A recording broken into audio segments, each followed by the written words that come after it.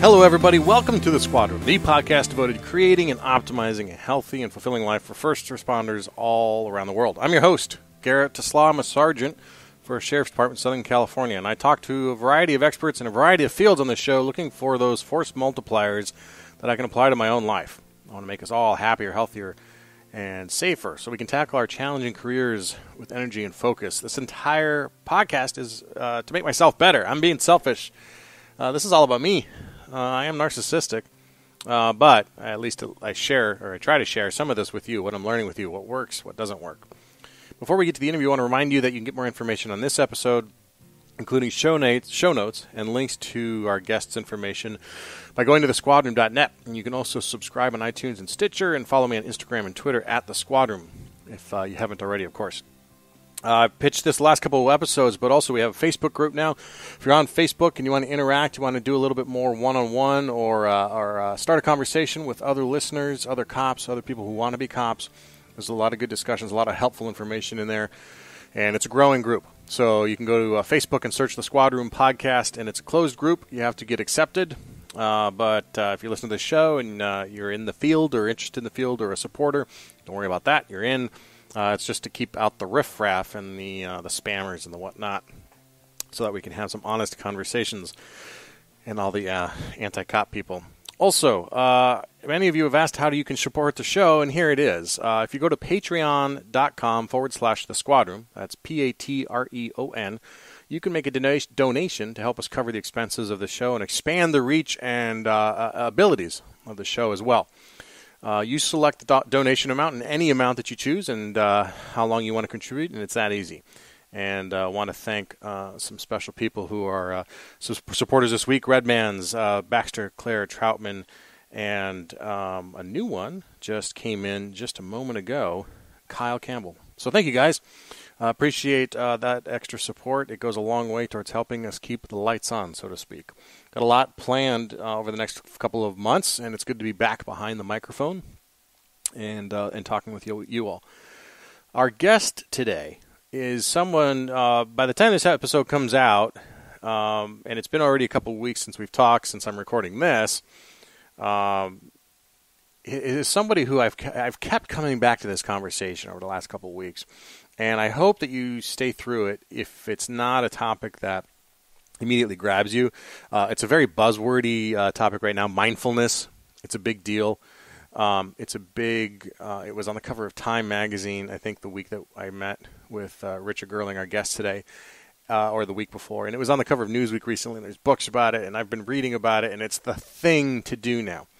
But Richard's a lieutenant for the Hillsboro, Oregon Police Department, right outside Portland. And he fell into a mindfulness routine totally by accident. He was not someone who was prone or predisposed to a mindfulness meditation practice, but he got introduced to a couple of people. It piqued his interest, and his story follows much like mine. He's just 10 years farther down the road on this than I am. He was eventually able to convince his higher-ups to start a meditation class at his police department, and he now teaches mindfulness meditation and resiliency to cops all around the world. And I had heard of Richard quite some time ago, and his name had come up in other people's inspirational list of people. And I contacted him for an interview long ago, and he said, well, I'm coming down towards your neck of the woods in a couple of months to teach a class. Let's meet in person. And I thought that was fantastic. So I would love to have had this conversation 6 months ago, but we had a great conversation on the phone when the first time we chatted. I think we ended up talking for like an hour, and really I think are in sync. He's got some ideas that are counter intuitive to the quote-unquote cop mindset. He's critical of Lieutenant Colonel Dave Grossman's ideology, at least parts of it, but it's an interesting discussion. And don't tune it out just because you love Dave Grossman. I love parts of Dave Grossman too, but I tend to agree with Richard with what he's saying about some of the harm it's doing. But anyway, it's a long discussion. It goes kind of deep into some of that. Richard has got over 2 decades in law enforcement. He has also been he's 27 years in the United States Coast Guard, both as an active duty and retired member. He retired in 2015 from the Coast Guard at the rank of commander. He's got quite a lot of experience. He was part of the response to the Deepwater Horizon spill, and he's been part of the National Incident Commands for the Coast Guard for quite some time. He is involved in the National Institute for Health. He's an affiliate assistant professor at Pacific University in their Graduate School of Psychology. He's an adjunct faculty member at Portland Community College and Portland State University. And he's a trainer at the Drucker School of Management at Claremont Graduate University. And like I said before, he trains people all around the world. He completed a year-long mindfulness training program at the Semel Institute at UCLA. And he's a certified mindfulness facilitator. And you obviously don't all have the chance to meet him. I was lucky to do that. It lucked out that he was flying into town. I live right next to the airport. I picked him up. We went to lunch. Had a nice conversation. Then we went into the recording, and I got to spend a lot of time with him. And he's got a great presence about him that's just very calming. And I wish all lieutenants had that air about him. and if I'm ever one, I sure hope that I can pursue the path that Richard has already begun, and he's leaving tracks. So without much more rambling from me, here we are with Lieutenant Richard Goerling of the Hillsboro, Oregon Police Department on mindfulness and resilience meditation practices. Lieutenant Richard Goerling, welcome to the squadron. Thanks for being here. Well, thanks, Garrett. It's good to be here with you. It's kind of funny to say that because we've just spent the last 2 hours. I picked you up at the airport, and then we went and had lunch, and we've been chatting. But for the purposes of this show anyway, welcome to the squadron.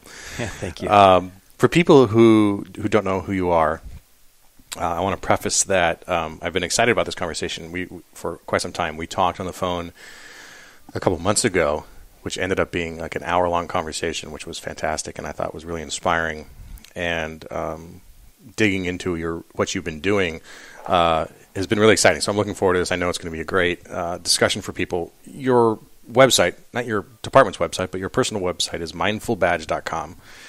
And you're on the faculty of Engaged Mindfulness. So that word mindfulness, that's huge. It was on the cover of Time recently, and you see it on the cover of all these magazines now about mindfulness. It's such a hot topic in the last few years. I don't know if I've ever gotten a good definition of it. What's your definition of mindfulness? Yeah, that's a great question to start the conversation, Garrett. You know, interestingly enough, I don't particularly have my own definition of mindfulness. Mm-hmm. I think that the term mindfulness has a lot of connotations, and you know, if you go back to, I think its strongest root in derivation of meaning really is with Jon Kabot-Zinn and the University of Massachusetts Medical School in the late 70s, early 80s, when Jon was there doing work where he developed something called mindfulness-based stress reduction training program for patients in the hospital. And you know, Jon defines mindfulness, and I won't get this exactly correct, but essentially being present in the moment by moment, without judgments, and it's really that simple. Mm-hmm. So simply paying attention to the experience that we're having is I think what we're saying here. Mm-hmm. In the context of sort of the tactical or operational environment, mindfulness is awareness practice. And it's really not unlike the concept of flow, the concept of peak performance, of really fully being attuned with your attention to where you are, to what you're experiencing, and to what's arising as a result of where you are and what's experiencing. Mm-hmm. And what you're experiencing. So it's awareness of your thought stream. So the thoughts in your head, the narrative that's playing out constantly. That monkey mind? Yeah, exactly. It's awareness of the emotional component of our being. So it's awareness of the emotions that are arising. And it's awareness of the physical sensations. Those might be in our body, and those physical sensations of the data our senses take in. So it's maybe said differently, mindfulness is a practice that cultivates inner situational awareness, which allows us to have a stronger environmental situational awareness. Situational awareness, obviously, that's a key phrase in law enforcement, and it's crucial to our safety and our survival. How does mindfulness or meditation enhance our officer safety out in the street? It really comes down to self-awareness and self-regulation. So it's the awareness of what's happening in the moment, and it's the ability to regulate what's going on inside of, the human body, the human mind. And mindfulness teaches us how to do that. It teaches us how to really awaken to what's going on internally so that we can have a more clear picture of what we're seeing externally. So maybe can you provide an example, maybe from your own experience, that might help people understand this if they're having trouble grasping this? Right. And this is kind of like the beginning of any conversation around mindfulness and policing, where the term mindfulness is almost inadequate to explain what we're talking about. Right? It's a term. It's a name. Right? It's a noun. Mindfulness. Okay. So, in the context of police officers and other first responders, what I can do, Garrett, is I can train you through mindfulness meditation techniques to be more aware of how stress impacts you. So you're working night shift and, dispatch comes on the radio and they provide you a set of facts, and you listen to those facts, and you may have a stress response based upon the location, based upon the people involved. Maybe it's involving children. Maybe it's a domestic violence and there's a child involved and it's an active fight going on. You're going to have a stress response. Maybe you've been to this house before. And so just being aware of, okay, I can feel my heart rate rise. I can feel sort of this tension come to my body. And it's simply the awareness of those things happening, and then the self-regulation skills that we teach. So now we can breathe. Really, it's sort of tactical breathing on advanced levels.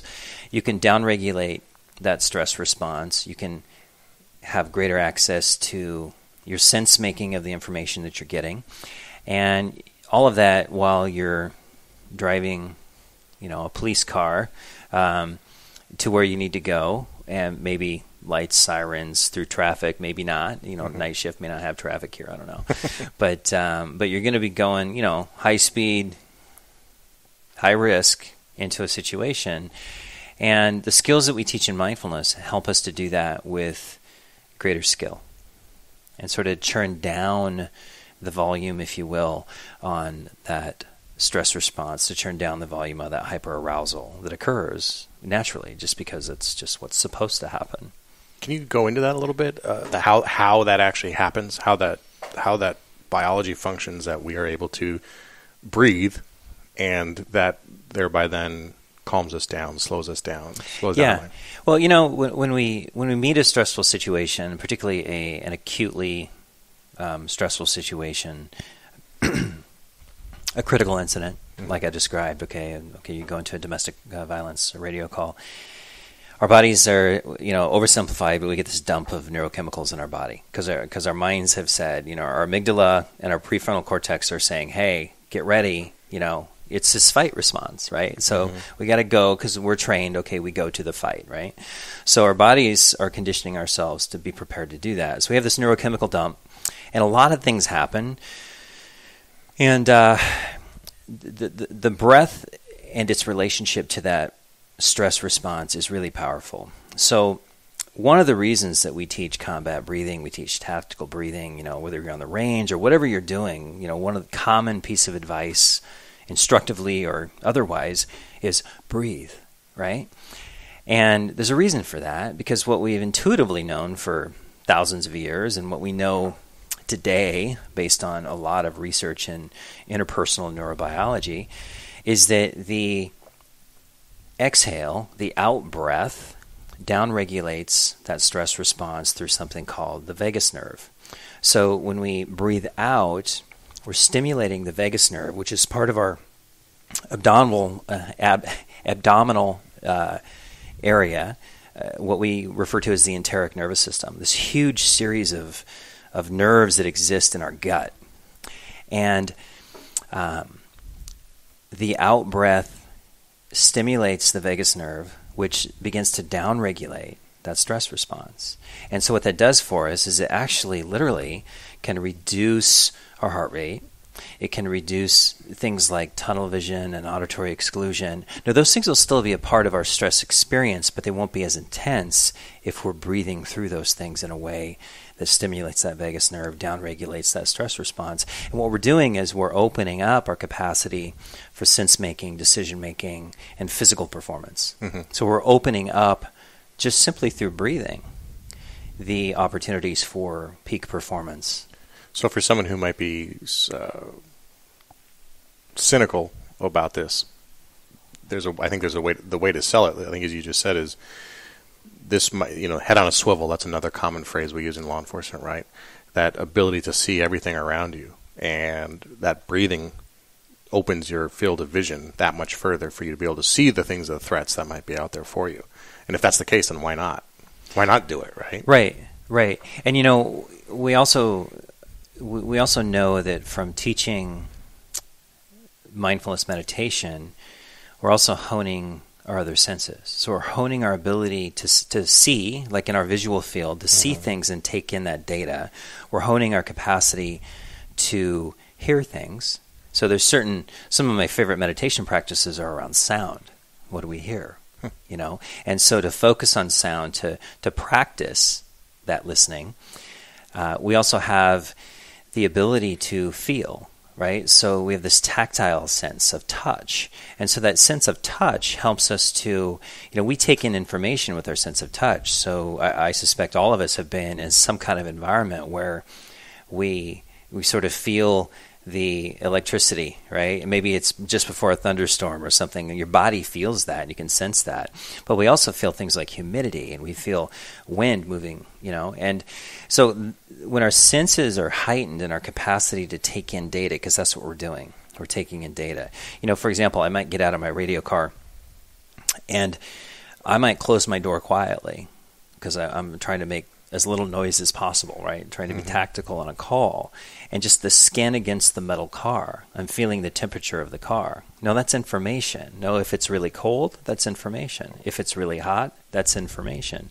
If it's wet, again, information. If it's dirty, gritty, whatever, all of that is information. Now, it might not have immediate tactical intelligence value, but it's important that I'm feeling that, and I'm not stopping and going, my car's cold or hot. I'm just like, making a note, right? I'm taking that information in, and it may become important to my sense-making and decision-making at some point. I don't know. But I'm not unconscious to that experience of closing the door, feeling, and the other feel is feeling the lock mechanism click, right? So there's a lot of information that we can take in from our senses that aren't just necessarily what we see, but it's what we see through our skin, through our hearing, through our taste, through other senses that we're blessed with this, what I like to refer to as this remarkable human machine that we all walk around with. Mm-hmm. So what does your mindfulness practice look like, your personal practice? Yeah, so, I regularly have a sitting meditation practice, although it varies whether it's daily or not, whether it's daily or several times a week, it just depends on the week. But I will do a sitting meditation practice where I primarily focus on my breath. And I will do a moving, walking meditation practice outside where I primarily focus on sound. Now, I'm not walking around with my eyes closed. I'm walking around with my eyes open, but I'm focusing on sound. I integrate mindfulness practices into fitness rhythms. So running, I'm not a huge runner, but I do run a bit. And when I run, part of that run is a practice of just the sensations of touch. So it's, what does it feel like to touch the ground? And I'm one of those weirdos who wears minimalist shoes and runs so I can, feel the gravel a little more so than I would if I was in a, traditional pair of running shoes. Just feeling the physical experience of running, the discomfort. Okay, where does it hurt, right? Because you're over 40 and things start to hurt.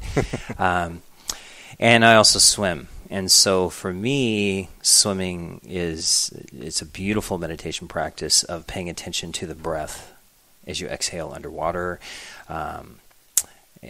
There's just the whole movement through water. Water is an amazing medium to be in, to practice awareness.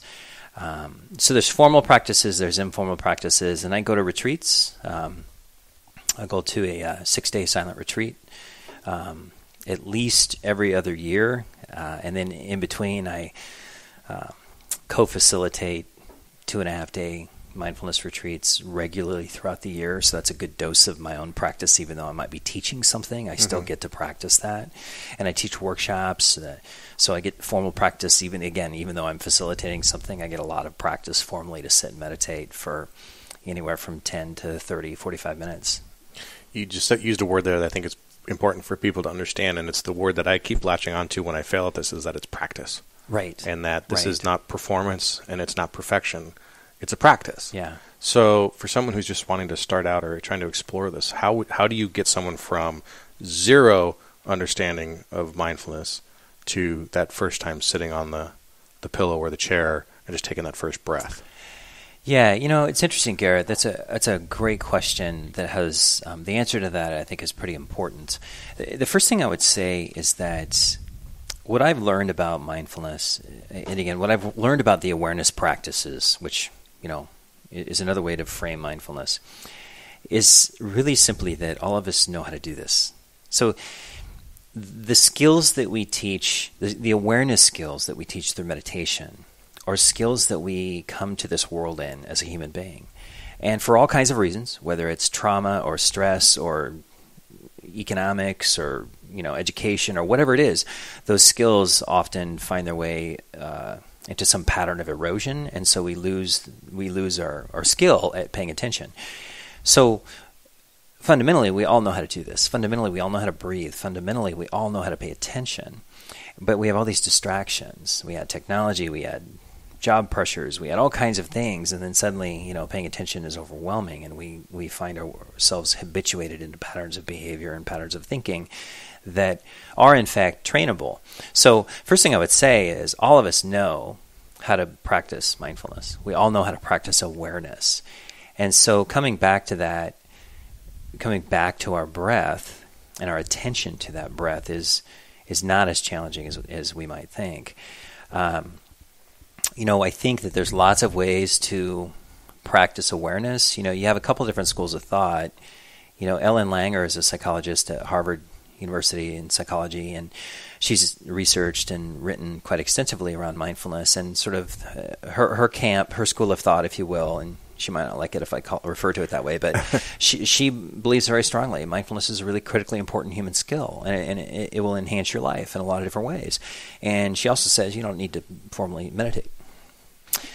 You have, maybe Jon Kabot-Zinn over here, not too far away from Harvard at University of Massachusetts Medical School, who teaches formal meditation, and who, although I haven't cornered him on this, I suspect he would probably say, no, you need to have some kind of formal rhythm of meditation practice. And so you kind of have, so what I offer people is not a prescription of this is what your mindfulness practice should look like, Garrett. It's more like, well, here's a continuum. Here's two schools of thought. And I frankly think they both have a lot of really good scientific credibility. It's not about who's right or wrong. It's about where do you fit, right? What works for you, and where do you align along here? Now, having said that, what I like to do with first responders, police officers in particular, is to get them into some kind of intensive experiential training, whether it's a 1 day, a 2 day, 2.5 day, or longer, and let them experience what it is we're talking about. Because you and I can sit here and define it, and we still have listeners who are like, "You still haven't defined this for me." I mean, I know that's the truth, because in part they're correct, and in part it's hard to define. So, but to really experience what this is all about, okay. And then from there, people make a choice of, okay, what do I do? Now, if you can't dive into this in a deep way, then there's all kinds of helpful things. There's some helpful apps out there. Headspace is one of my favorites. You can just dive into that app, and there's some great sort of instructional tools there, and it's really well done, and I think culturally relevant for a lot of law enforcement officers. But the key here, we're talking about attention. Mindfulness is about cultivating skills of awareness and compassion. And the awareness and compassion skills are the gateway to our performance. Our performance tactically on the job, our performance socially in our lives, whether it's at work or at home, or just simply with ourselves, right? We all have a social relationship, a human relationship with ourselves, and it's really critical. And I think that this idea of, when I combine compassion with awareness, that's when a lot of law enforcement officers look at me and they become skeptical, like, really, here we go again, the compassion, The hug-a-bum guy. Yeah, exactly. And it's interesting because there's a lot of really strong science around compassion. And this is where we dive in a little bit to sports psychology. There's a few things that what I found mindfulness does for us. Mindfulness training allows us to be present, back to that term, right? To be present with the thoughts in our head. So scientists tell us that we have, 70,000 plus independent thoughts in our head every day, every 24-hour period, right? And some parse that out and, say there's 1,000 words a minute or something. And I'm sure all of that's, interesting to play with. But the idea here is that there's a lot of noise in our head. And most of the time, it's not noise that has any particular focus, right? And most of the time, the noise is relative to what we're experiencing or recently have experienced or have experienced years ago. And yet, we're present with that noise often in ways that are really unhealthy. So we wrestle with the judgments that arise because of the noise in our head, the narratives that we're spinning. And we really don't have the skill set to just be there, right? And mindfulness meditation isn't about clearing our head. It's just about being present with all of that noise, with that monkey mind. And that's really important. So we're teaching that skill, okay? We're also teaching the skill of how to be aware of and how to regulate, not control, but regulate our emotional being, the emotions that arise in any given situation, and they arise. And we dismiss that. We dismiss this idea that emotions are, okay. And I'll tell you, I think one of the greatest disservices we do to ourselves in law enforcement is not really look hard at the science of emotion. Emotions are not optional. They're neurobiological. They happen to all of us, and they often happen when we don't want them to. So fear might arise, anger might arise. Hell, joy might arise in times where we're like, I don't need that right now. And what we often do with those things is we wrestle with them. We fight with them as they're arising. And so we're creating all of this energy, cognitive and emotional and physical, to deal with an emotion that's arising, which is neither harmful nor helpful if we leave it alone. Mm-hmm.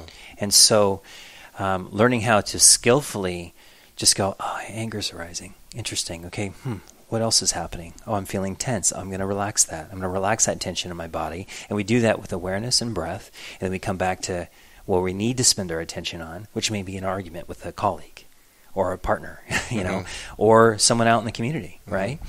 And we don't allow that emotion to become the tail that wags the dog, to get in the way of our cognitive decision-making. And anger's with us, fear's with us, joy's with us, disgust is with us. Whatever it might be, it's simply sadness. Whatever. It's with us. It's neither good nor bad. It's just part of the human experience, and it will go away. But we have this cultural force that tells us that emotions are somehow weak, and if you experience them, then somehow something's wrong with us. And that is one of the greatest disservices we do to ourselves, because it's not weakness, it's not vulnerability, and in fact, an awareness of the emotions that arise and the capacity to regulate them makes us stronger. Okay? Let's forget the cultural piece. They make us stronger because we can focus our cognitive energies and our physical energies on dealing with the task at hand instead of wrestling quietly in the background, wrestling, and not so quietly sometimes, wrestling with that emotion, trying to control it, trying to compartmentalize it, trying to stuff it down, and then making ourselves less available to be fully present, to take in all the data we talked about from our senses, to make sense of that data, right? And then to make decisions about what we do. And sometimes that happens in fractions of seconds. Sure. Right? It's one of the, as you're talking, an example is coming up to me of just the traffic stop with the driver who's just being an Adam Henry, and allowing yourself to let that anger take over, and now you're in an argument with the driver, and you're not getting anything accomplished, and you're only increasing that tension versus acknowledging it and just moving past it. And it seems like you have one of two options if you don't have this awareness training. One is you end up in that argument and someone gets ripped out of their driver's seat and taken to jail, and then all sorts of bad stuff can devolve from that. Or you stuff it down, you bottle it up and put a pressure cap on it, and it explodes sometime later on in some other way that you have no connection to the fact, right? What got you into this? I mean, have you always been... Is this something you grew up with? Is it in your training something that you came to? How did this come to be part of your practice as a police officer and now as a police administrator? Yeah, good question, Garrett. Thank you for asking that. I grew up in a contemplative home. My dad, he had a doctorate degree in theology, so we had all kinds of really interesting conversations growing up. I bet. Yeah. And, it's, I was an athlete and, as a young kid in, K through 12. And for me, I've always been kind of an introvert. And I've always been contemplative, like really thinking through things. And I became a police officer. And as a new sergeant, paying attention to how police officers were encountering the public. Simple, relatively benign kinds of radio calls where police officers were behaving kind of like they were 15-year veterans, cynical, everybody was, was an unpleasant human being. Everybody was being judged. And I started paying attention to, wow, what is our attitude towards the public that we serve? And then I started paying attention to my own attitude. And frankly, I left a number of radio calls thinking, I probably could have been kinder, probably could have been less judgmental. And so I started exploring that for myself. And so for me, this is all about a performance game. This is about how do I get more adept, more skillful at showing up, paying attention, taking information, making sense of it, and making the best possible decision with a positive outcome. Now, positive outcome, might be any number of things, to include maybe an effective force response. So this isn't about, rainbows and unicorns and hugs.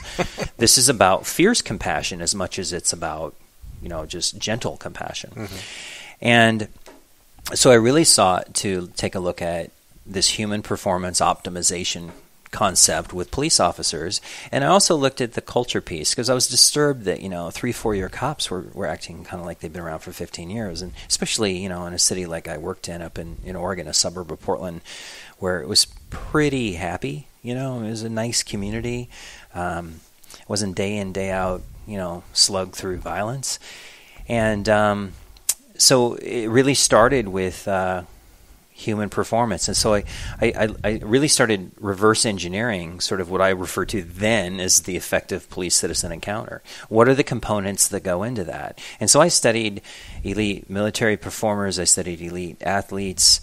I studied psychology and sociology. And I found myself increasingly learning that elite performers were moving to, what we might refer to as kind of mind-body science. Mm-hmm. Looking at the relationship with the mind and the body and how we perform. And so I studied that. And I found out that there were things called yoga and meditation that were regularly being integrated into elite performers' training rhythms that totally made sense. And so I explored that. I found a relationship with a local yoga studio and a teacher there, a guy named Brant Rogers, was also a certified mindfulness teacher through the University of Massachusetts. And so we started this relationship when we had a handful of cops that I work with go through an 8-week MBSR course, mindfulness-based stress reduction, and all on our own time, our own dime. We all paid for it ourselves, and we kind of went through it. It took about 6 months for all of us to get through a course, and we sort of reunited and said, okay, what do y'all think? And, of course, we didn't want to go through it together, right, because that's too weird. Right? So we all went through a different course for the most part. And the consensus was, yeah, there's potential here. This could be really helpful. And all of us found it helpful for ourselves, but, translating that to what does that look like for law enforcement is interesting. And But, so all of us thought, yeah, there's something here. And so I just continued to work with Brant, and then shortly thereafter built a relationship with a local university, Pacific University, in the Graduate School of Psychology. And one of the professors there, a guy named Mike Christopher, had been studying mindfulness in a lot of different populations for years, and we got him interested in working with us on researching mindfulness interventions with police officers. And we can talk more about that, but kind of to circle back to the point of your original question, is that I was a police officer in the city of Hillsboro in Oregon, and I had spent several years on active duty as a Coast Guard officer. I spent a couple of years working in federal law enforcement, and I had I left active duty as a Coastie, and I stayed in the reserve. So I had this parallel career. And my work with the Coast Guard was primarily, with one exception, was primarily operational law enforcement or search and rescue. So I'd been exposed to a lot of operational stress and trauma, and then in policing, of course, that you get that. And so I had a lot of my own experience and observations of my own friends and colleagues. And what I recognized was that not just do we have a need to enhance performance, but performance was beyond just the outcome of the radio call. It was also the sustainability, the human sustainability of this profession, and how we get a law enforcement officer from recruitment through retirement to have this arc of their career that is with trauma and stress still can remain healthy. And that, our cultural attitudes aren't simply about surviving our career, but thriving through our career, even through the really difficult times, even through the very, very challenging times, which we all experience. But to have some period of adjustment and have the skills and the resources we need to not just bounce back, but to bounce forward, right? And so I studied this notion of resilience. So for me, mindfulness is about resilience building, and it's about performance. And you can't get to those two things without including this notion of humanity. And so what I found was the more of a unrealistic, guarded, non-emotional being we are, the less healthy we are. And the more dualistic in our thinking we are, us versus them, all the different terms we have for people who are suffering in the world that we deal with, whether they're drug addicts or domestic violence victims or thieves or whatever it is, all of the derogatory terms that we have for them, I think, hurt us. But that's a coping mechanism, but I think it's a maladaptive coping mechanism. But realizing that there is humanity here, and approaching this profession with humanity and what I like to refer to as badassery. So said differently, is a very a strong capacity for skillful action. They exist in the same space. They're not mutually exclusive. I can be kind and violent appropriately at the same time in the same space. And one act of kindness doesn't mean that I can't do my job. Someone out there listening, though, is going to think, someone's saying he's advocating that I show all my emotions and wear my emotions on my sleeve during my calls for service or during my shift. And all of the training we go through is don't do that, right? I mean, you are a stone wall of government expertise. You know exactly what to do in any situation, even though that's a lie, and make it up as you go. But emotion is weakness. So you've touched on that, but convince them, not me, but convince the person listening a little bit that you can show emotion while you're in uniform. Or is that not what you're saying? You're saying just work through those things when you're off duty. What is it? I'm not saying wear your emotions on your sleeve. Mm-hmm. I'm not sure exactly what that means, but it's a common term we all say, right? What I am saying is this: is that cultivate the skills of awareness and the skills of self-regulation, so that when emotions arise, one, you're aware of them, you're aware of how they impact you, you're aware of how they change how you are showing up. Mm-hmm. But two, you're regulating it. And so you're regulating it instead of fighting with it, right? So it's maybe it's more of an Aikido approach of working with the energy of that emotion rather than fighting with the energy of that emotion. So in other words, if anger arises, if I show anger, if I bring anger to front and center, like wear it on my sleeve, so to speak, then anger is going to be the tail that wags the dog. It's going to turn me into a very unpleasant police officer, and that encounter I'm having with that driver who won't get out of their car or won't sign their ticket or whatever it is not going to go very well, right? Yeah. But if I realize as I'm talking to this driver, and let's say they refuse to have a good attitude, or they refuse to, in some jurisdictions, sign the citation, and I realize I have this reaction, I have this stress response that's both emotional and otherwise, and I'm like, oh, yeah, I'm feeling that. I have a choice about how I deal with that. I can be reactive with that emotion and just or I can respond with that emotion, regulate it, and just let it like, okay, all right, anger, yeah, that's interesting, right? And have a curiosity about it and not get wrapped up in it. So really what I'm saying, Garrett, is that we're not walking around as sort of emotional, vulnerable people. We're walking around as human beings who happen to have emotion that's part of the makeup of being human, the makeup of the neurobiological responses to the world around us. And if we learn that it's okay, that we're going to have those reactions being emotion, and that we can learn to regulate those, and we stop this facade or this lie that we tell ourselves that, oh, I can control that. You know, bullshit. I don't have any reaction to that. I don't feel anything from that. You know, I've been doing this job for 15 years. What's the big deal? Well, we do, you know, and the cultural forces tell us not to acknowledge emotion. So what do we do with that? We do a lot of things with that. We spend a fair amount of time in conversation with ourselves and others that reinforce this idea that we're controlling emotion and we can compartmentalize it and we don't experience it. But we also drink our emotion. I mean, by drink, I mean abuse alcohol. We do other maladaptive behaviors to manage this thing that we're not given permission culturally or by ourselves to admit is normal and it's okay. To oversimplify, the reason mindfulness is so powerful, and my training paradigm kind of has 3 phases. But the reason it's so powerful is because it normalizes so much of what we experience.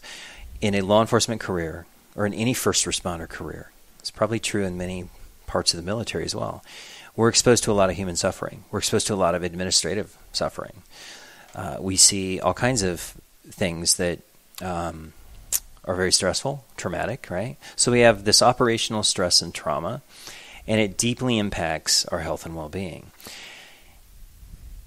And if you look at this, what I refer to this landscape of suffering here among policing in America, the data tells us that we're doing a really poor job of regulating this human machine.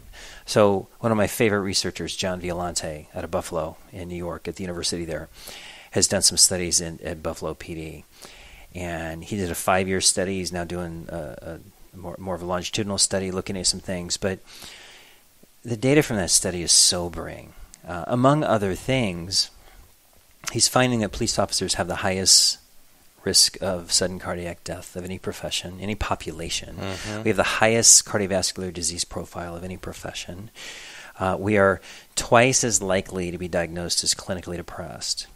And if you look at the rate of clinical depression in the general population right now, that's skyrocketing. But we're twice as good at that, right? You know, from other studies, John and others have found that when we join this profession, we're essentially giving up at least 10 years of our life, right? Just to be a cop, right?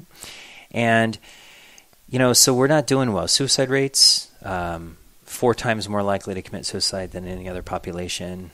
And the career points where we're most successful at that is between 15 and 19 years on the job. You know, so if we just look at the data tells us that something isn't working very well. Culture plays a big role in that. So what mindfulness does for us is it normalizes trauma and stress And so you come to a training, Garrett, and a lot of it's just going to be, here's what we know about trauma and stress, but you know what? Let's just sit here quietly and breathe and focus on your breath for a bit. And what's going to arise is sort of the physical manifestation, the emotional and the mental manifestation of that stress, because we rarely sit quietly to pay attention to ourselves. And when we do, it's very uncomfortable. So we teach you, one, it's normal to be uncomfortable when we're sitting here meditating, for example, and that we're going to teach skills of self-regulation so that you learn how to be uncomfortable, and it no longer is uncomfortable. Then it's just like, oh yeah, that's this thing. Oh yeah, that's that shooting 7 years ago that still is in my head. Okay, that's fine. It's still in my body. All right, I still have emotions from it. I still, I go to a scene and I smell something and it reminds me of that, and for a moment I'm back there. I have the same flood of emotions, but it's a totally different scenario. Yeah, we call that normal, and it's okay, right? And when we experience that without the normalization, we often feel like something's wrong with us. So we spend a fair amount of time just getting into the normalcy of the human experience. And it's the tough part of this job, is just that, none of us want to admit that we have all this lingering trauma in our bodies. But the science tells us that's where trauma lives. It lives in our body. And unless we work with it, it's going to stay there. And it's going to erupt at times, at the most inconvenient times, and probably have pretty negative outcomes. So we normalize, and then we learn sort of to stabilize. So then we learn the skills of how to be with that noise in your head, how to be with the emotion that arises, how to be with the critical self-judgment that arises, and how to find some compassion for yourself before you can possibly have it for anybody else. And so there's the normalization, the stabilization, and then we get to this optimization phase of, well, now that we've learned these things, and this is we're constantly practicing these things, now we can move into, well, how is this going to help me perform better? How's this going to help me be a better family member, parent, spouse, whatever? How's this going to help me be a better elite athlete, or, marathon runner, or whatever it is I like to do, surfer? And then how's this going to help me be a better law enforcement officer? And so it's sort of this evolution of, to get to peak performance, we first have to sort of dive inside to ourselves, right, and deal with what's going on here. And again, this cultivating this inner situational awareness and the skills to regulate what's happening here allow me to be more adept at meeting the world. With that perspective and with the training you've gone through, it's not really a surprise that you've been a vocal critic of Lieutenant Colonel Dave Grossman and his methodologies and his philosophies, and he's been a big guest on the show. Yeah, and we talked about this before. Right. But can you explore with us why you think he's leaning in the wrong direction? Well, I think any time that we have simple dogmatic solutions to culture, we have to be very careful. And, I understand, there's three kinds of people in the world: sheepdogs, and wolves. On one level, I get it. On one level, it's like, yeah, that's a bravado that has a place, and it does have a place. The problem is, you have a lot of suffering cops who embrace that as though that is the universal mantra, dogma, philosophy of policing, and that is not healthy. It doesn't take us to a place of community building, of community policing, of all of the things that we want in this democracy. To be so divisive and dualistic in our thinking, it's not helpful. And it doesn't address the fundamental causes of performance failure and suffering that we're seeing in law enforcement. And if we want to dive into these fundamental causes, we have to look at, what does science tell us? How can science inform us on how we train our people and how we lead our culture? And I think that we're at a tipping point in policing in America where, if we don't have the courage to look at some of these things like mindfulness, and as uncomfortable as it is, and trust me, I get it. I've wrestled with this, But I started this journey 14 years ago, and I wrestled with the same kinds of resistance that I often get from people culturally. But I'll tell you that this is our internal cultural failure of not looking at the world in a broader place. We come to our station, our substations, our police precincts, and our own house, and there's so much world out there, there's so much knowledge out there that we have to look at. And if we can't find a way to evolve policing, evolve being a warrior, to include what science can inform us surrounding this notion of warrior ethos and performance and humanity, I think we're going to have a lot of external forces start to shape what policing looks like. So let me ask this question then, because let me back up to Stoicism has become a big crutch isn't the right word because that's the wrong word, but it's a tool. Yeah. For me in the last 2 years or so, where I've dove into Marcus Aurelius and Meditations and Seneca and really finding a lot of value in those writings that were written hundreds of years ago, and they strike me as being very in line with mindfulness. So mindfulness isn't something that just came up in the 70s. Maybe that's the new term for it. But these are things that were acknowledged way back in ancient Greek and Roman cultures, right? So on that, though, with the sheepdog and the warrior, my question is, so to me, in reading something like Marcus Aurelius and his Meditations, he was a wartime Roman emperor, and a story we've told on this podcast before about King Leonidas at the Battle of Thermopylae, and also a wartime king. They had lots of elements of that mindfulness and detachment from the emotion of it, acknowledging the emotion. I don't mean detachment like they don't exist, pretending it doesn't exist, but acknowledging it, but seeing it for what it is. And that warrior archetype goes back that far. Do you think that the warrior idea, the warrior archetype is played out and needs to be done with in police culture, or is it something that should still be embraced? And and has it been co-opted? I guess is my just a two-parter. Yeah. No, that's a deep philosophical question on one That's level. why you're here. But the practical piece, I'm not a philosopher. There's Stoicism really has enriched, my practice of being a human being and being a law enforcement officer and a leader and all that. But here's what I'll say. I think the tendency right now is to discard this notion of warrior. And I think that is the single greatest mistake we can make in policing in America today, is to rebrand these men and women from warrior to something else, whatever that is. Guardian or whatever. If we study warrior ethos, and this is probably a place where maybe Dave Grossman and I would align, because I certainly don't dismiss everything he says. He brought a lot of value to the military and to law enforcement. But if we look at historically where the human being or where the warrior tradition has been, with some exceptions, there is a deeply grounded humanity within warrior ethos. You've described some from sort of the Stoic philosophical era. And I think we could look even closer to home. We could look at, I think, our modern special operations military is a great example. Mm-hmm.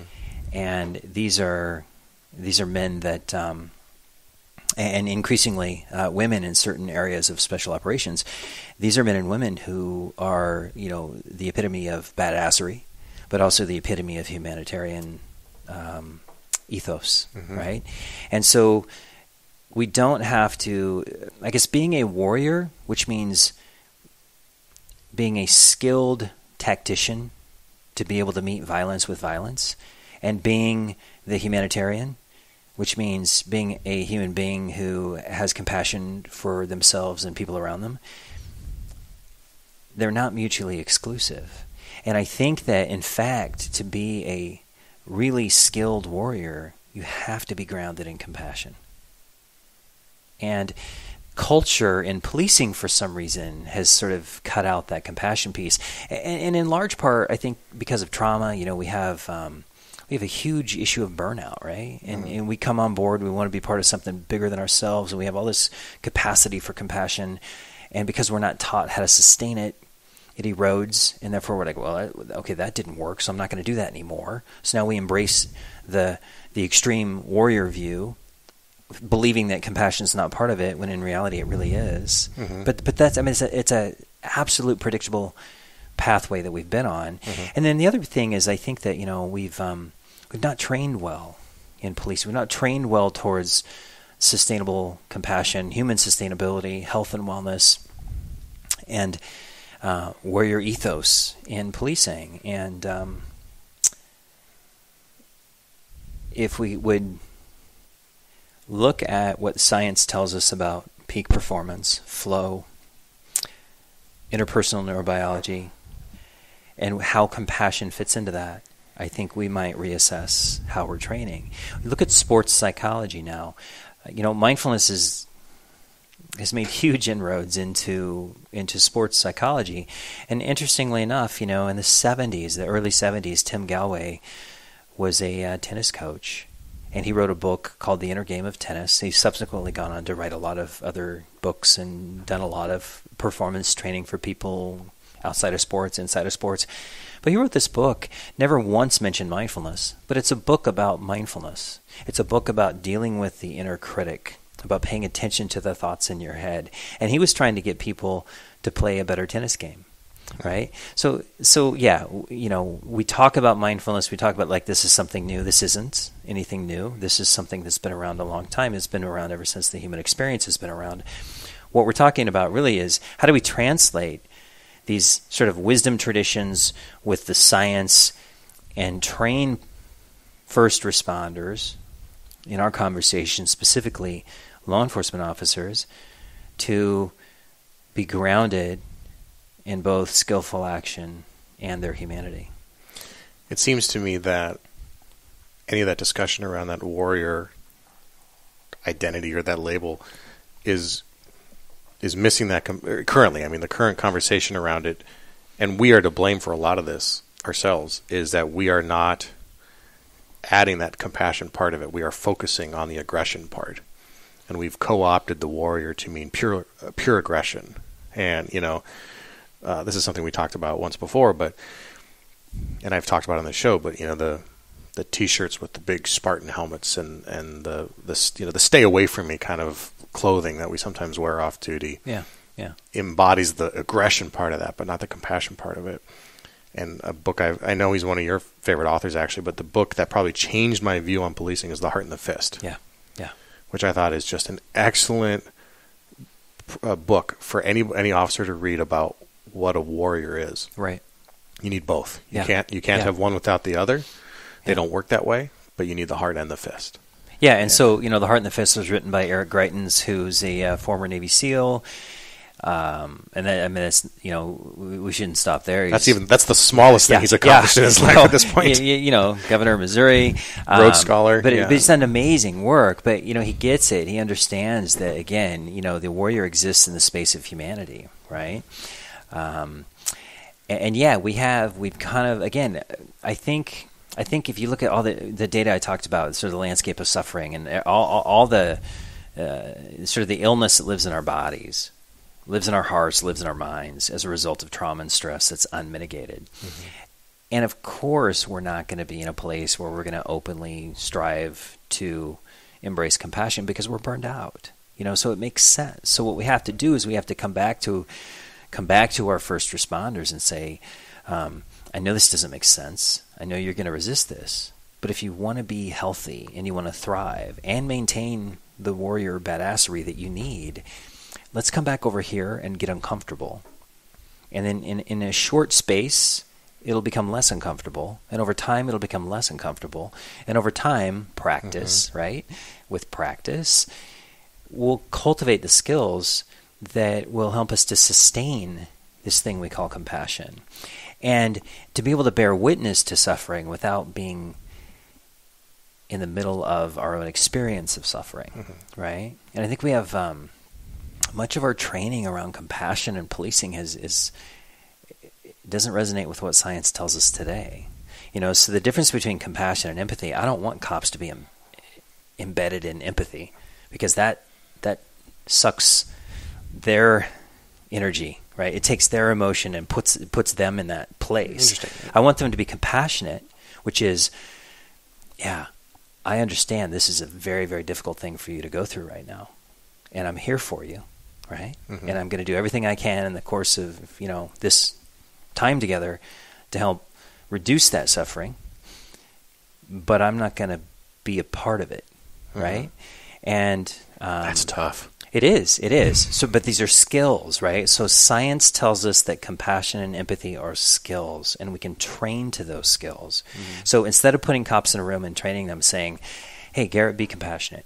When you go out there, I want you to be compassionate." We write it on our cars, we put on mission statements, which is all fine, but we still haven't figured out how to train to compassion, so you don't get burned out. Well, we know now that mindfulness is a huge training tool to do that for us. If I could tell you that in simply 8 weeks of mindfulness training, I can reduce alcohol abuse among police officers, I can reduce anger, I can reduce aggression. Let me just stop right there. Sold. Right? So let me continue. Okay, this is data from studies in Oregon. I can reduce cortisol levels. All right, so you talk about the neurochemical bath that we get. One of those neurochemicals is cortisol. Mm-hmm. And what happens is cortisol lives in our body, often with in police officers, particularly those who, we all work shift work to some degree, and it's sort of dysregulated, and inflammation results, right? And so our bodies, most of us live in this constant state of inflammation. Inflammation causes certain genes that exist in our bodies to express, we call that disease. And if we can help reduce the inflammation in our bodies, we can be healthier. So you can have really fit people who look on the outside look like they're really healthy, mm-hmm. but because of trauma and stress, it's unmitigated and a lack of good practice skills to thrive. We often have some of our fittest people live in inflammation, right? Mm-hmm. But that's happening on the inside. We don't know that's happening. And so unless we get the metrics and go to the doc and have the tests and such, it's a very, very difficult environment that we work in. And I am absolutely convinced that we have got to train the mind and the body to be healthy. And there are ways to cultivate awareness. There are ways to cultivate mindfulness, which get us to self-awareness, self-regulation, self-compassion, compassion for others, skillful action. I think the most effective way that we know, and the way that we can most appropriately bring this to law enforcement, is through mindfulness meditation. Now, we could all go, to parts of China and to, Shaolin temples and become kung fu masters. That's probably not realistic. Awesome. Right? Not. Yeah. Well, okay, so let's take a 3-year sabbatical, but really it would take a lifetime, mm-hmm. right? So realistically, this is very accessible training, and relatively quickly we can see quantitative and qualitative results. What are those? Just to convince people, what are they? Well, we got a reduction in alcohol abuse, reduction in anger, reduction in aggression, cortisol, reduction in perceptions of operational stress, and reductions in perceptions of administrative stress, right? And so we all appreciate that one because, we all go out in the field and work, and there's stress out there. We come back into our stations and our precincts, and, people like me willingly or unwillingly create stress for the men and women who work the front line, right? Mm-hmm. Because this whole administrative stress, right? The bureaucracy, the who knows what the lieutenant and captain are thinking, all those things, right? Some studies say that's more. There's more stress in that than there is in the field. The perception, yes. On the perception measures, yes, you're right. On the biological markers. Right, physiologically. Yeah, we're not sure about that one yet. But so we have these organizational stressors which are significant. So we see reduction in those. We see improvements in sleep management, improvements in pain management. Improved relationships, I imagine. Well, or communication. We're not measuring that so much, but anecdotally we do hear people come back to us and tell us that my partner, my spouse, they think I'm a nicer person. We'll say that pleasantly here for your show, but it's much more dramatic than that. Yes, So we do see some positive things, and it's just really difficult, it's difficult to just explain what we're talking about, right? Mm-hmm. We spend a good part of this conversation just trying to define mindfulness, right? We can give you the textbook definition, but we're still going to go, okay, what is that, right? Why do I care about that? Mm-hmm. At the end of the day, what we're talking about here, Garrett, is a training tool that is simply about learning how to pay attention to what's happening with me, right? So it's a self-awareness training tool. And with awareness and paying attention to what's going on with ourselves, we then start to learn skills to regulate ourselves. And that lends towards a greater capacity to perform the tactical and operational mission with all the skills that we learn, whether it's on the range, in the gym, on the vehicle course, in the classroom. We simply have a greater capacity to perform our job in a skillful way.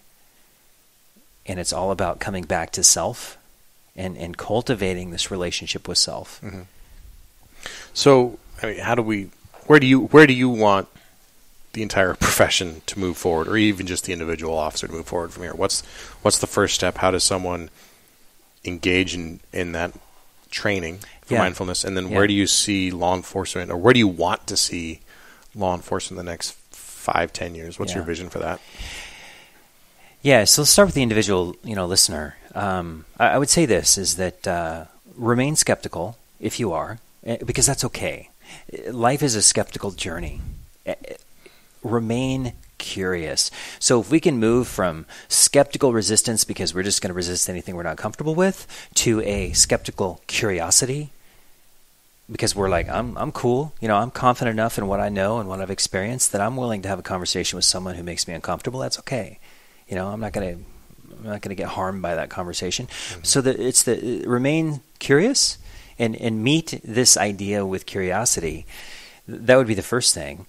And to explore this through maybe the Headspace app, explore this through, there's another app out there called Lucid, which is more focused on sports athletes, also helpful. 10% Happier is another podcast / app that's out there that's helpful. Those are kind of the 3 go-to apps that I think are available. But really to do an assessment of is where I'm at adequate, right? And is there something to this thing called interpersonal neurobiology and meditation that could be helpful?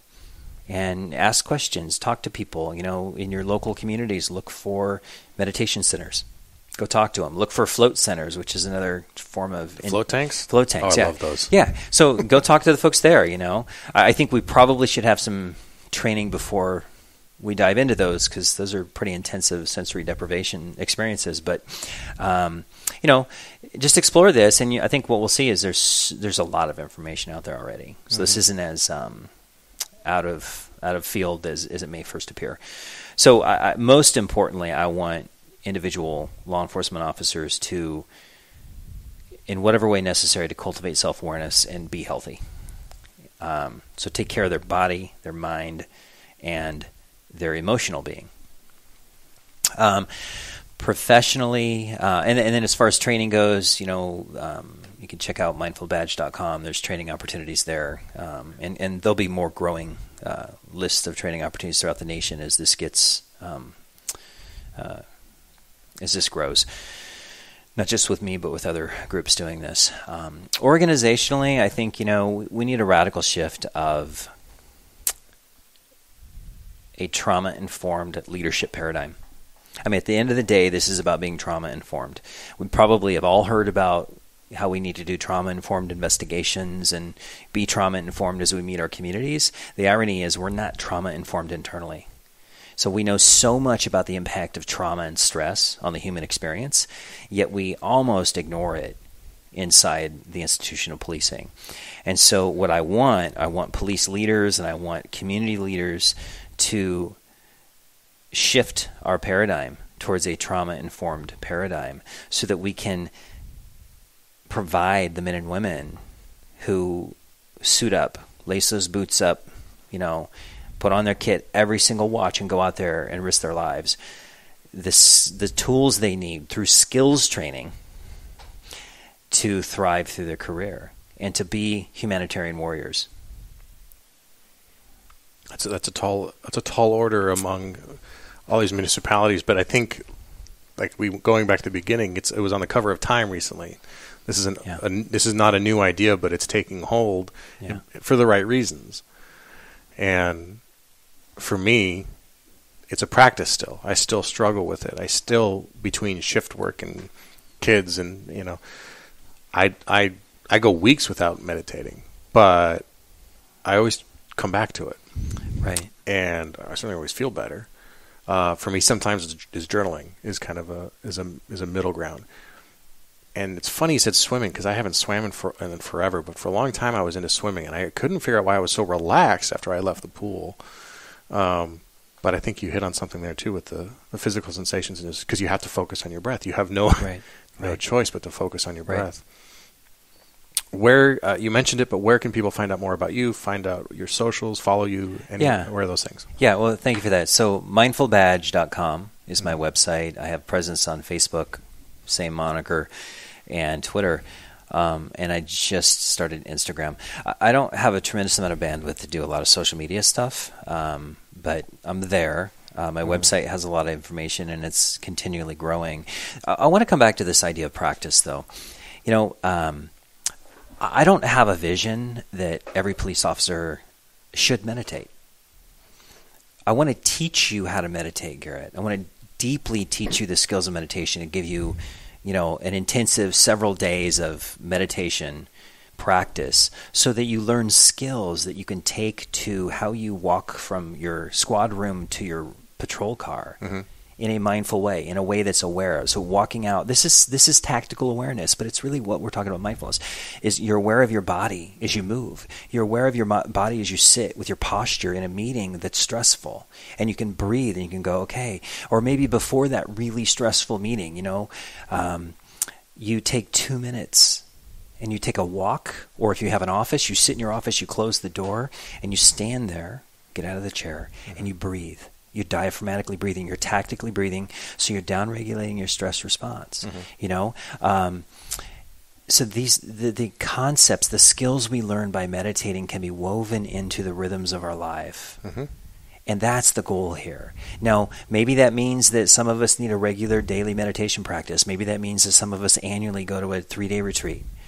Whatever. But this isn't about making cops meditate as, well, you must meditate. This is about, hey, let me show you what meditation can do for you. And there will be a downstream consequence of skill building that's relative, whether or not you choose to develop a meditation practice. You will, however, choose to develop a mindfulness practice, right? So the difference is that all meditation is mindfulness, but not all mindfulness is meditation, right? Okay. And so it's how you, for me, I'm maybe it's just because I'm old school, but I'm a huge advocate of having my windows at least partly down when I'm in a patrol car, because I want to pay attention to the world around me. And I'm in Oregon, right? So half the time it's water coming through, but I want to feel that. I want to feel that water. I want to feel those gusts of wind. I want to hear what's happening out there, because inside this container, I'm secluded from a lot of good environmental intelligence, right? And so it's just an awareness of how I move through the world. And when I'm on duty, I'm moving through the world in uniform, with weapon systems, with vehicles, with responsibilities, and I can do that with a skill of attention that I can bring with intention to anything that I need to bring it to, and still have all of the other information coming to me. My attention might be on a person, might be on driving a car, whatever it might be, but I'm more skilled in that. I'm more skilled in receiving the information because I'm down regulating my stress response through my habits of breathing. I have more cognitive capacity. I have more working memory, right? And this is what the science is teaching us.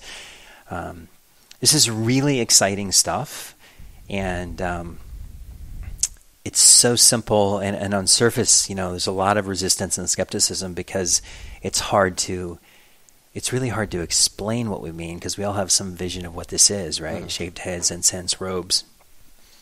Could be, if you want it to be. Fair, rock on. But yeah, none of that. Never shaved my head. I have occasionally burned incense at my police department just to mess with people because it's fun. But you have to have a sense of humor, right? Yes. But yeah. Well, maybe I'll close with a story from last night, my shift last night, to drive home this point, because I think it, and I don't think it was in my head when this was occurring that we were going to be talking today, but to emphasize too that a practice is okay. There's nothing, because there's no perfection, and I haven't actually sat on a pillow and meditated in weeks. It's been a long time, and last night had a contact. Guy was instantly aggressive. Instantly, we're doing this because we're racist. We're doing this because we're picking on him. He's a good person. Why aren't we going out catching bad guys, real bad guys, et cetera, et cetera? And it was a citation for an open beer, right? And the me that would have handled that 2 years into my career would have been to meet that with equal sarcasm and equal attitude and aggression, which wouldn't have solved anything, but it would have also left me after the contact, with a elevated heart rate and holding on to that and giving him the energy. When I meet that anger with anger, or anybody meets that, you're giving them the authority to take your energy. And that sounds bizarre to some people probably, but you're handing over a portion of your cognitive abilities to them, right? And this is going on last night. And I actually was able to take the moment and think, he is angry. Why is he angry? It's not angry at me. It's not me specifically. It's not Garrett Tesla that he's angry at. He's maybe angry at the police. But he's scared. He's scared of the perception to the people who are walking by that he's being stopped. He's scared of the financial obligation he's going to incur because of this ticket. He's scared for some reasons that were completely legitimate from his perspective, some that were maybe overblown, but it totally informed the rest of our contact with him, where I was able to realize he's just scared, and that's why he's lashing out, fight or flight. He can't flee because he's surrounded, so he's fighting.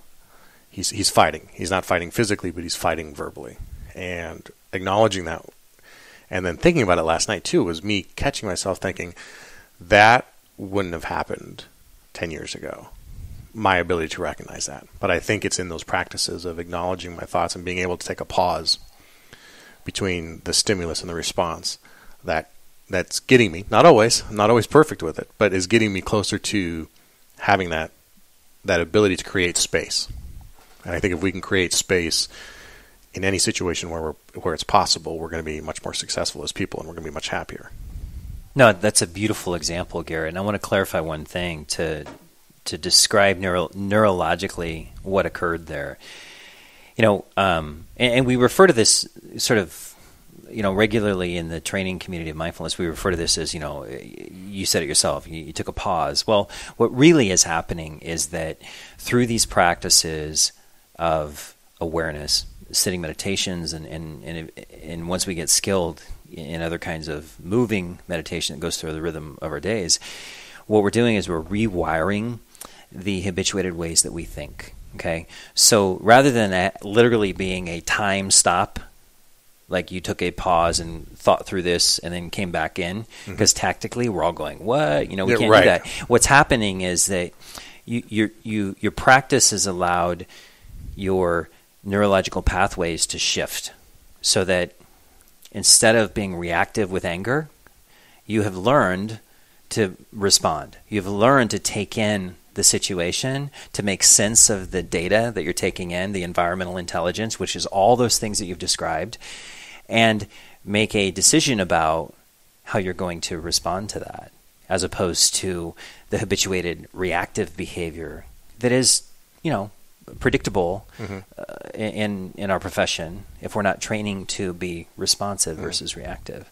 So it's not about stopping, taking a time out, right? Because it's all happening. It's all happening as it's going, right? That was part of the weirdness when those situations occur, is acknowledging that I am in the middle. I am actually present, and this is occurring as I'm thinking it. Yeah. So back to the definition of mindfulness: being present, moment to moment, without judgment. So we're making discernments but we're not making judgments that are pretty common that are not helpful, right? And that's really the application tactically of how this is helpful for us, to be in that moment where we have somebody who's really angry at us and we're not caught up in the anger. Because what can happen in those situations, and often does, is that turns into a forced response, because with the anger also comes some sort of threat acted upon, right? Mm-hmm. And if we're caught up in the anger and the reactivity of the anger, we have less cognitive capacity to respond skillfully as we're trained in a forced response. I don't think there's a much better argument for trying mindfulness and meditation than that. It can save you. It can literally save your career, if not your life. Well, I think it can certainly save your life, if nothing else, over the course of your career, mm-hmm. by reducing inflammation, right? Creating a healthier you. Yeah. But tactically, it may give you an edge. Yeah.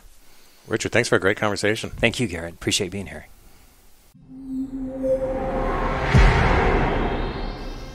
All right, thanks for listening to The Squad Room. If you like what you heard today, if you got something out of this conversation with Lieutenant Goerling, please consider leaving a review on iTunes. I read all of them, and it really helps us spread the word of the show. I hope, if you got to this point, that you didn't skip through, that you listened all the way through, and that you kept an open mind. I am finding more and more, and some of the examples that I used in the show when I was talking to Richard, I am finding more and more that mindfulness is the key to a successful career, both in uniform and out of uniform. And some of those out of uniform things I'm still exploring, and I'm still convincing myself of the importance. But those are for future episodes. To keep up to date, you can text the Squad Room to 44222 to get signed up for our mailing list. That's the Squad Room to 44222. Just do that right from your phone. We don't track your phone number, nothing like that. But you can just get signed up right there if you're not in front of a computer. Also, if you heard something today that you know a friend or a loved one or a partner needs to hear, please tell them about the show. You can go to thesquadroom.net, email this episode directly to them, post it to your Facebook. You can share it on LinkedIn, etc., etc. What you do is when you click on the episode that you like, that you want to share, scroll all the way to the bottom, and all of the social media feeds are right there. And again, if you want to support the show through donation to our efforts, patreon.com/the Squad Room to give a donation in a denomination and frequency of your choice. Patreon is Patreon. And again, I want to thank those people today who helped us out: Baxter Claire Troutman, Kyle Campbell, and Redmans, and many, and even some anonymous ones who didn't want to be named. But thank you all very much. It really means a lot, and it goes a long, long way towards supporting the show. And I'll end with this, because we're on the topic of mindfulness and meditation. A couple weeks ago when we had Traver Boehm on the show, we were talking about meditation, and he brought up a guy that has been listening to the Squad Room podcast and had heard about Traver through that and is now following Traver. And if you haven't listened to that episode, go back and listen to it. It's excellent. It's the eight steps to get through a divorce. But we talked about our mutual friend Josh, who has developed a meditation practice. And I asked him, I commented that I'd love to hear from Josh about what he's been able to do to achieve his meditation practice. Because today's topic obviously is a lot about meditation, starting meditation, trying it.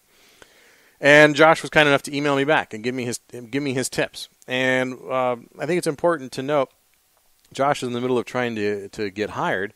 He's a younger guy, so he's got a lot of stuff on his plate already. But he had a great point that he just tried to make it easy and dedicate 5 minutes a day. And he was shooting for. It sounded like he went up to about 20 minutes at a time. But he found that he was getting the most benefit from about 8 to 10 minutes. And I would say I probably get about the same. I'm trying to push it, but my practice, and it's a practice, not a perfection, is so spotty that I can't get 20 minutes very often. But Josh was saying that he tries to go for 8 to 10 minutes a day. He can always find at least 5 minutes, and even if it's rushed, even if it's a cruddy meditation session, he does the 5 minutes just so that he can say he did, because he wants to make sure that he doesn't break that streak. He feels that his anxiety levels are much, much lower. It's easier for him to fall asleep. He's calmer, and he says that it's just been one of those things that has totally helped him at this stage in his life, and I agree with that. So anyway, some tips from a listener on how to do that. Start with 5 minutes. Just make it 5 minutes. Commit to 5 minutes. We all have 5 minutes we can spare. Turn the TV off a little early.